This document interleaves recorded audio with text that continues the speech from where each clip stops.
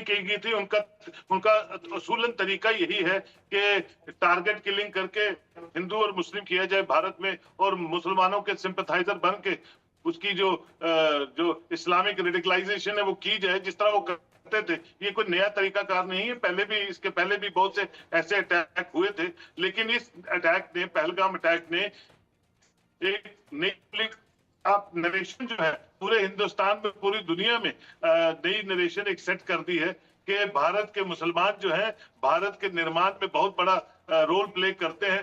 भारत के इंसानियत को मेंटेन करने में उनका बहुत बड़ा रोल है, और उन्होंने पाकिस्तान के सारे जो दावे थे, जो जो उनकी जो बातें थी इस्लामिक पॉइंट ऑफ व्यू से, सबको नकारते हुए पूरे भारत से अपील की है कि पाकिस्तान पे हमला कीजिए, पाकिस्तान मुर्दाबाद, पाकिस्तान के खिलाफ हर गली, हर कूचे में, हर तहसील, हर डिस्ट्रिक्ट में जोर से जोर नारेबाजी वाली जुलूस निकले हैं, प्रोटेस्ट निकले हैं, जो इंडिकेट करते हैं कि जम्मू कश्मीर के लोग समझ गए हैं कि उन्होंने पाकिस्तान के डिक्टेशन पे सिर्फ गवाया ही गवाया है, पाया कुछ नहीं है। एक इररिपेयरेबल लॉस जम्मू कश्मीर की धरती पे पाकिस्तान की से और पाकिस्तान के भाड़े के वो जो टेररिस्टों की वजह से हमने जो खोया है वो वापस नहीं आ सकता है। उसी की नरेशन जो है पहलगाम अटैक ने बदल दी है कि पीस, प्रोग्रेस, प्रॉस्पेरिटी के लिए भारत के साथ, भारत के भारतीयों के साथ और भारत में भारतीयों के तरीकाकार से जम्मू कश्मीर आगे बढ़ेगा, और उसमें दो राय नहीं है।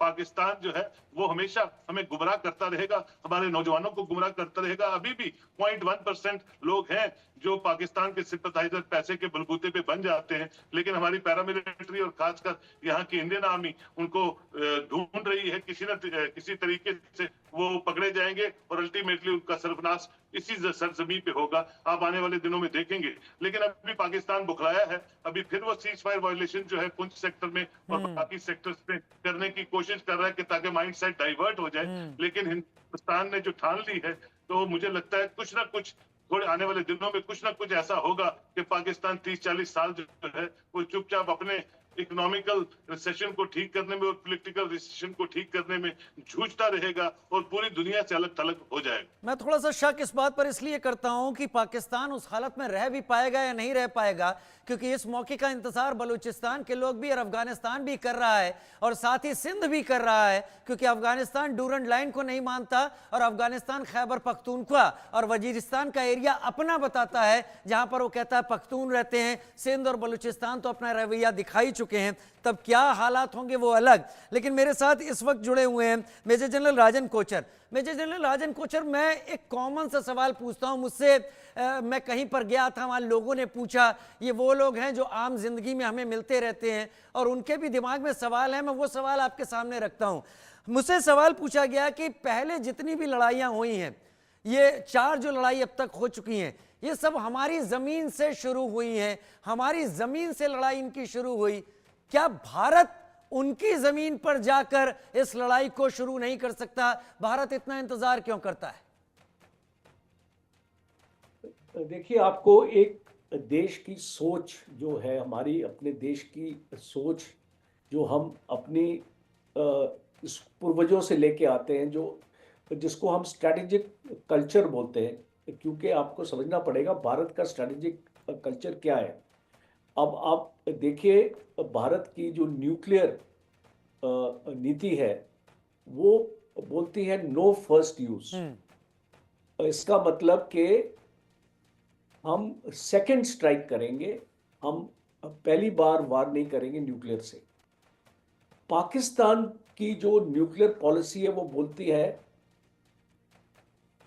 First use. इसका मतलब है कि हम, जब हमको ऐसा लगेगा कि दुश्मन हमारे ऊपर बहुत हावी हो गया है, तो हम उसके ऊपर न्यूक्लियर स्ट्राइक करेंगे। तो आप, यही मैं आपको एग्जांपल देता हूं, इससे आपको एक देश की सोच आपको समझ आती है। और अगर आप इसको पहले भी देखें, कौटिल्य की जो आपकी कूटनीति थी, आपकी चाणक्य की जो कूटनीति थी, हम उसके बारे में पढ़ते हैं। और अगर हम अपने जो राजा हमारे, इसको यहाँ पे हमारे पास रहे हैं, इस जो इसको पुराने जो काल में उनकी भी रणनीति इसी टाइप की थी। तो एक देश का एक स्ट्रेटेजिक कल्चर बनता है, और इसीलिए प्राइम मिनिस्टर बोलते हैं this is not a era of war.